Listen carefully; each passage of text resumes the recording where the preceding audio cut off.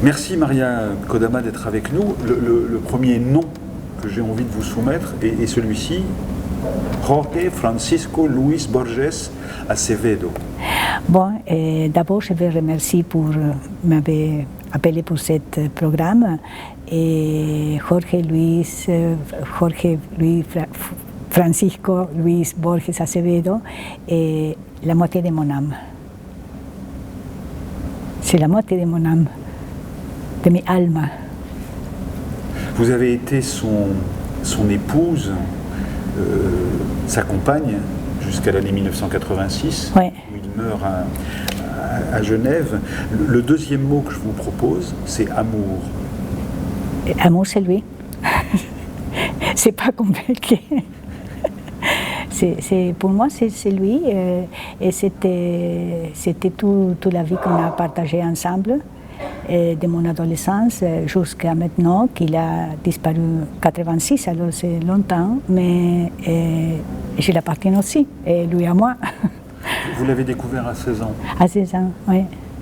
Je l'ai découvert avant, et c'était une chose très bien, très intéressante, parce que la première fois que j'ai écouté de lui, c'est comme des romans de l'Espagne, mais au Moyen-Âge, c'est-à-dire de oídos que no de vista, parce qu'avant, se raconte la beauté de l'homme ou de la femme à la jeune fille ou à le jeune homme. Et il les voit le moment où il se va marier.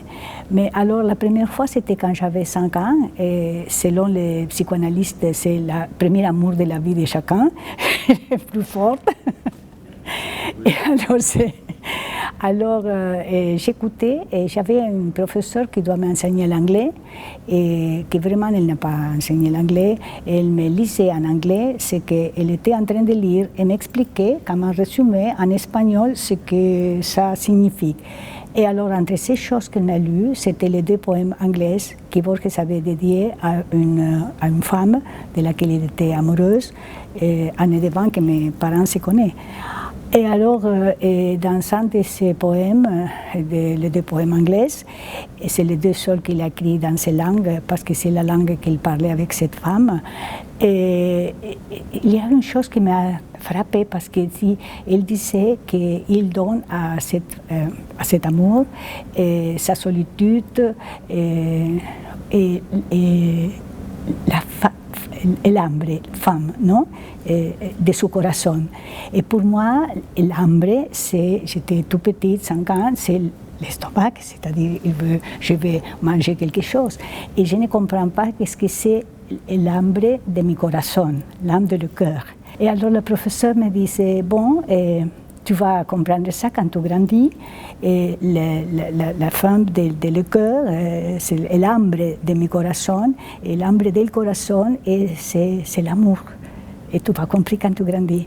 Alors ça, c'est la première fois que j'ai rencontré, et je ne savais pas qu'il était le poète, c'était comme ça, Lazare.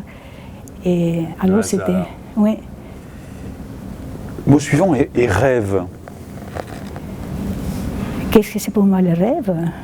Le rêve, bon, c'est l'avenir toujours, c'est le futur. Et c'est Borges qui rêve. Bien sûr. Et qui écrit après avoir rêvé. Et c'est ça. Qui vous dicte. Et les choses qu'il a rêvé. Et qui sert pour un poème ou pour un conte. Ouais. Comment est-ce que ça se passait, cet acte d'écrire? Il se levait, il vous disait... Oui, et il y a une chose que je veux raconter, parce qu'on a fini de faire le Biennale Borges Kafka. Un jour, on était aux États-Unis, et il se réveille, il me disait, je vais dicter quelque chose que j'ai rêvé. Alors, il me dicte un poème avec le titre en allemand, Ein Traum.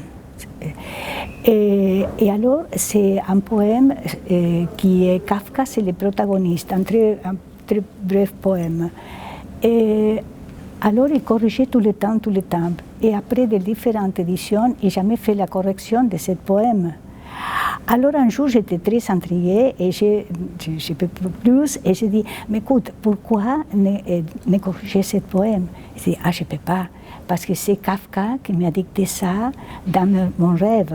Alors, si Kafka revient et fait la correction, je ferai la correction. Sinon, je ne peux pas, parce que ça ne m'appartient pas. Donc il attendait que Kafka vienne lui parler dans ses rêves pour corriger les poèmes. Sur Kafka. C'est ça. Le mot suivant est cécité. Cécité, aveugle. Oui, aveugle. Il savait qu'il va devenir aveugle parce que c'est une maladie héréditaire de côté de son père. Sa grand-mère anglaise était aveugle, son père a décédé aveugle aussi, et lui, il savait ça dès qu'il était tout petit parce qu'il était très très myope. Alors, comme ça, il avait de certaine façon préparé son futur parce qu'il lisait et il regardait chaque chose avec telle intensité pour le fixer dans sa mémoire parce qu'il savait qu'après, il ne peut pas. C'est futur, c'est la cécité. Et alors, et c'est incroyable comment est-ce qu'il lutte pour les mots justes. Parce qu'un jour, un monsieur l'a arrêté dans la rue, il a dit, maître, je suis tellement triste quand je pense que vous êtes, en espagnol je vais dire, non vidente. Et alors, Borges, avec une voix glaciale, répondre, mais pourquoi vous me quittez le don de voir?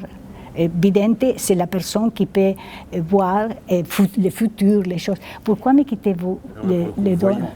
Oui. Moi, je suis ciego, c'est-à-dire je ne peux pas voir. Et le nom pour, en espagnol, c'est ciego. Les personnes qui ne peuvent pas regarder. Alors, le nom exact pour ma problème, c'est que je suis ciego, pas non vidente. C'est une distorsion de la réalité, le dit le monsieur. Mais c'est vrai, parce qu'on fait tourner les mots et à la fin, l'essence des mots se perd. C'est une autre histoire, qu'il a la relation avec des autres choses. Bibliothèque. La bibliothèque, pour moi, c'est le plaisir. C'est le plaisir. Le plaisir. Oui, oui, oui. Plaisir. Plaisir, c'est ça. C'est le plaisir pour moi et pour lui aussi. Parce que je me souviens que j'ai la passion de lire. Et alors, quand j'étais tout petite, ma grand-mère me lisait, comme tout le monde, mais pas les choses pour un enfant, les choses qu'elle était en train de lire. Oui, elle me lisait beaucoup de poèmes de Petrarca, elle aimait Petrarca. Pétrarque. Oui, c'est Petrarque, c'est ça. Et alors, un jour, j'ai ouvert, parce que j'ai imaginé... L'ascension du Mont Ventoux. Oui, c'est ça. Et alors, dans ma tête, j'imaginais les choses qu'elle disait, je vois des choses avec l'imagination. Et tout d'un coup, j'ouvre les yeux, je vois que dans le livre, il n'y a pas aucune... Et alors, j'étais très petite parce que c'est logique, si c'est fermé, je ne peux pas voir si le livre a des uns ou pas. Et alors, j'ai dit, mais où sont les choses que je vois? Alors, elle m'a expliqué que c'est ma imagination et que quand j'apprends à lire, je peux avoir ça tous les jours, toute la journée. Et j'ai dit, mais ce livre, non, si tu apprends à lire, tu vas être... Toute la bibliothèque, c'est à toi. Alors, j'ai demandé pour Noël apprendre à lire. Et vous avez appris à lire? Ah oui. Et vous avez appris à lire, par exemple, le mot labyrinthe? Oui. Labyrinthe. Labyrinthe, j'adore le labyrinthe. C'est peut-être le mot qui symbolise le mieux l'œuvre de Borges. Mais bien sûr, le labyrinthe pour lui. Oui, c'est ça. Et pour lui, par exemple, le labyrinthe, c'est une espèce de métaphore de la vie de chacun. Parce que c'est vrai, tout le monde est dans un labyrinthe et la vie de tous est un labyrinthe à la fin. Et on cherche les centres parce qu'on pense que dans ces centres, on va trouver la joie, on va être heureuse. Et on perd dans le chemin tellement de choses pour aller au centre. Et ça, c'est peut-être la malédiction de le Minotaure. La malédiction de notre temps. Alors, pour le clin d'œil, le crâne de lapin et le petit tigre dans le soleil, c'est ainsi que ce sont deux expressions que vous utilisez pour parler de Borges. Oui, parce que le crâne de lapin, c'est parce que pour moi, il était, quand je l'ai fait sa découverte, quand je l'ai rencontré, et c'était quand dans Alice in Wonderland, le lapin, et c'était l'entrée dans un monde que je ne savais pas, que j'attendais de certaine façon. Et pour moi, c'était extraordinaire. Et alors, je le disais, parce que j'étais tout jeune, et je dis n'importe quoi. Et je dis, mais vous savez, parce qu'un jour, il m'a dit, mais moi, je ne suis pas beau. Et je dis, je ne sais pas si vous êtes beau ou pas, mais vous avez le crâne de lapin de lapin de Alice in Wonderland. Et il me disait, mais le lapin de Alice in Wonderland, c'est toujours fâché. Mais pourquoi? Alors il y a le lapin au pays d'Alice, au pays des merveilles chez Alice, mais oui. Il y a le tigre aussi. Et le tigre au soleil. Pourquoi est-ce que c'est un petit tigre? Et oui, un petit tigre au soleil. Parce qu'il était comme ça, il était, vous voyez, pas avec moi, mais il était très ironique. Et l'ironie en lui, c'est comme les griffes, c'est pour ça qu'il était tellement un personnage très controverti, parce qu'il disait les choses des fois ironiques et des fois un peu comme une griffe. Vous voyez, alors c'est très compliqué. L'ironie et les oui. Mais pour moi, il était comme un tigre parce que quand il est détendu, c'est comme un tigre ou un chat qui ça ressemble qu'il n'a pas d'os. Vous voyez, c'est complètement doux, souple. Et c'est lui, quand il était heureux, c'est détendu, c'est comme ça. Pour moi, c'était comme ça. Légion d'honneur. Ah, ça c'est une chose qu'il aimait très bien. Pour lui, c'était une gloire. Il aimait très bien la gloire. C'était, oui, la gloire. Oui. Il aimait la gloire? Non, il n'aimait pas la gloire, mais c'est des choses qui sont ressenties dans certains moments. Et qu'est-ce que c'est la gloire? Même si après, au moment, et après, non, parce qu'il était un être très timide et aussi très, comment est-ce que je dis, je peux dire en français, pas qui se montre, non? Mais modeste, c'est ça. Modeste. Modeste. Ouais. Genève. Genève, pour lui, c'est la jeunesse et la découverte de la façon dans laquelle on était traités, les réfugiés de la Première Guerre mondiale. Et ça l'a marqué pour toujours. Elle disait, le dernier livre qu'il a écrit, Les Conjurés, et les poèmes en prose qui donnent le nom à ce livre, c'est à cause de ça qu'il a ressenti toujours à Genève. C'est-à-dire, c'est un pays que pour la raison et la volonté est un pays, mais il est formé par différentes langues, personnes qui appartiennent à différentes langues et surtout à différentes religions.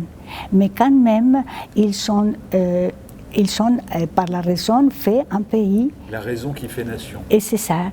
Et surtout, comme il disait, personne ne connaît le nom de les présidents. Oui, c'est ça. Et alors, il disait dans ces pages qu'il sache qu'il désire ça pour l'humanité et qu'il sache que ça, c'est impossible, mais peut peut être prophétique. Il y a deux mots en plus qui s'opposent parce qu'il aimait l'un pas l'autre, tango et milonga. Ah oui, mais la chose c'est que quand il était tout petit, il avait vu danser les tangos qui se dansaient entre les hommes. Et, comme les mains comme ça, et c'est pas une danse pour les femmes, parce que même une femme prostitute, elle ne fait pas passer ça. Oui, parce que même s'il est, elle est. C'est un truc de mec. Oui, c'est ça. Et alors, c'est pas parce que c'est quelque chose de lascive, même pour une femme qui. Très lascif, ouais. Oui. Et alors, mais il me disait que nous sommes très bon, comme ça. Et une fois que le tango a été accepté à Paris, toutes les dames, même de la haute société, ont commencé à danser du tango.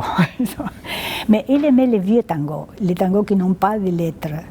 Et la milonga, parce qu'il disait qu'il était très, très gai, comme ça.